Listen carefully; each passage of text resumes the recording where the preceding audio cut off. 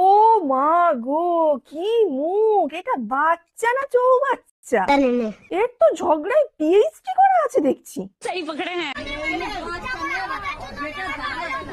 যা বলো তা বলো, এ কোনো সাধারণ মেয়ে নয় লা, এর ক্ষমতা সাংঘাতিক। বলেন কি? একে যে বিয়ে করবে ভাই, তুই পুরো শেষ।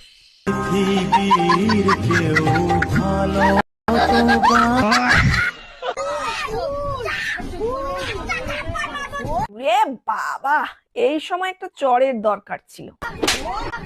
চাবাস কাকি, এইবারে একদম সলিড ওষুধ পড়েছে।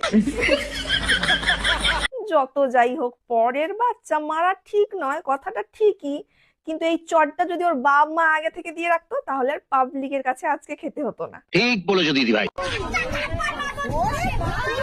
এ বাচ্চার যা ভয়ঙ্কর মূর্তি আর ভয়ঙ্কর মুখ, যে কারুর হাত একদম মিসমিস করবে। ঠিক বলেছিস।